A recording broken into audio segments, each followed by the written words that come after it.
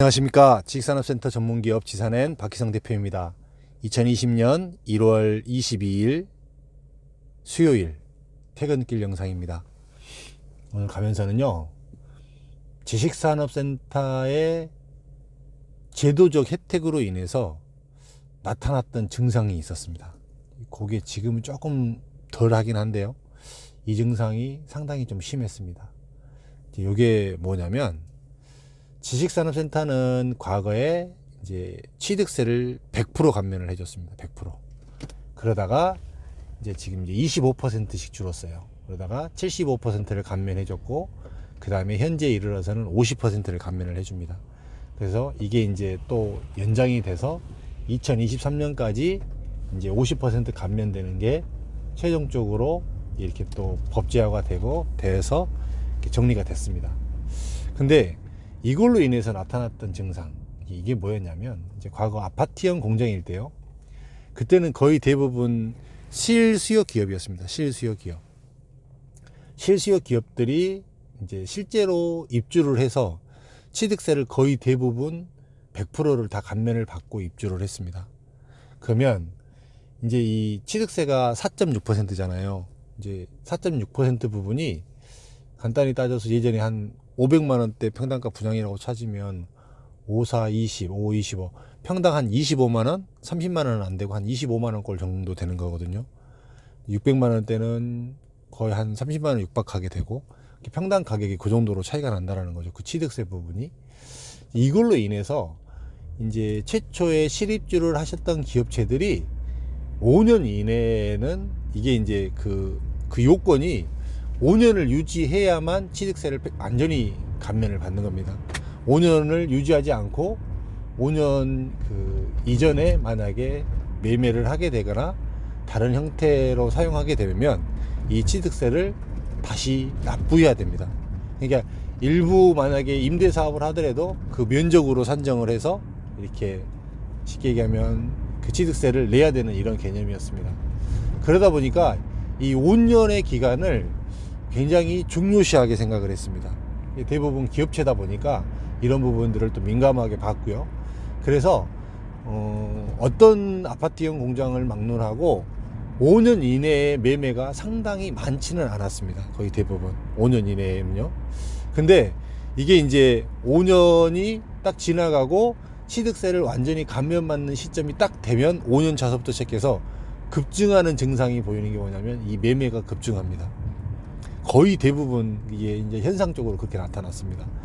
참 이렇게 그 4.6% 취득세 부분으로 인해서 이 부분을 이렇게 아끼려고 했던 이런 기업체들의 이런 부분, 그 다음에 조금이라도 혜택을 받고자 했던 이런 부분들이 이렇게 이런 혜택의 제도가 또 5년 동안은 꾸준히 유지가 됐고, 또 그럼으로 인해서 또 이제 5년 이후에는 상당한 많이 물량들이 일시에 나오게 되는 이런 현상들이 사실은 많이 발생했습니다.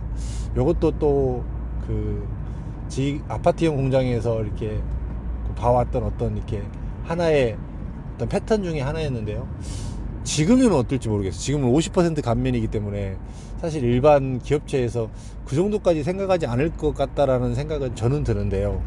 어떨지 모르겠습니다. 지금은 최근 데이터는 저도 좀 내보지 않았는데, 과거에는 상당히 이 100% 부분을 감면을 해줬기 때문에 이로 인하여서 굉장히 많은 기업체들이 그 5년을 채우고 나서 매매로 나눈 것들이 많았고, 그거에 맞춰서 이제 물건을 사려고 하는 사람들도 그 타이밍에 맞춰서 이렇게 한꺼번에 매물이 나오게 되면 조금 가격이 조정이 되기 때문에, 그래서 그때 타이밍에 이렇게 들어갔던 이런 경우가 상당히 많이 있었습니다. 이런 부분도 과거에 있었다라고 한번 생각을 해보시고요. 한 가지만, 시간이 조금 남아서 한 가지만 더 언급을 드리면, 2009년도에 2008년도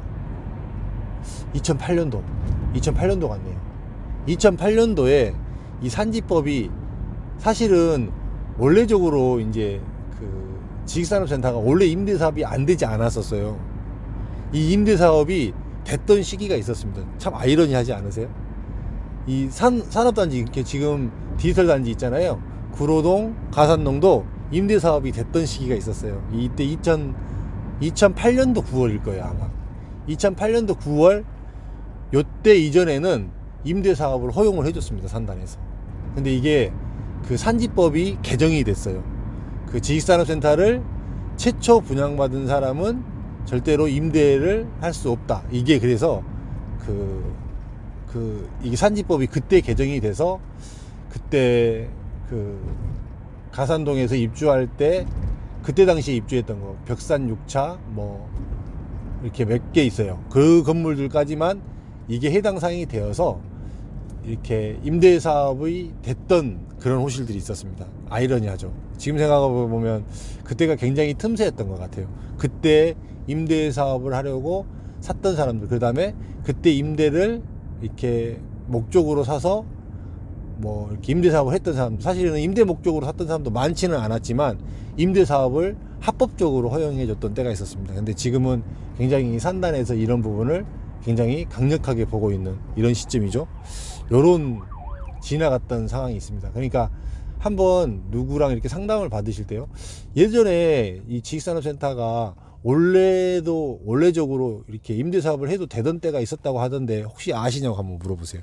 이 내용을 아는 사람이면 2008년도니까 제가 봤을 때 아무리 못해도 한 12년 13년 정도는 했던 사람이야만 이 내용을 인지할 수 있습니다. 그것도 그때 당시 좀 이런 부분에 대해서 밝은 사람 정도는 알고 있었을 것 같아요. 근데 웬만한 사람들은 굉장히 오래된 이야기이기 때문에 사실은 모르죠. 이제 이런 때가 있어서 그때 당시에 그 산단 안에서도 그 서울 디지털 산업단지 안에서도 임대 사업을 허용해서 할 수 있었다. 합법적으로 할 수 있었다. 이 시절이 있었습니다. 또 요런 또 과거에 이런 것들도 있었다는 것만 한번 알아주시고요. 또 이제 내일이면 또 마지막 날 되고 또 바로 이제 또 설이잖아요. 이제 또 여러분들 또 시골 내려가시려고 다들 많이 바쁘시죠. 그런 마음도 드실 것 같아요. 좀 마음이 좀 들뜬 마음이 될 것 같아요. 저도 올 설에는 조금 푹 좀 휴식을 좀 취하고, 그리고 또 다시 설 연휴 끝나고 나서 또 열심히 한번 올 1년을 한번 달려가 보겠습니다. 하여간 여러분들 또 내일 또 방송을 하겠지만 또 시골 잘 다녀오시고요. 설 명절 잘 보내시고 새해 복 많이 받으시고요. 감사합니다.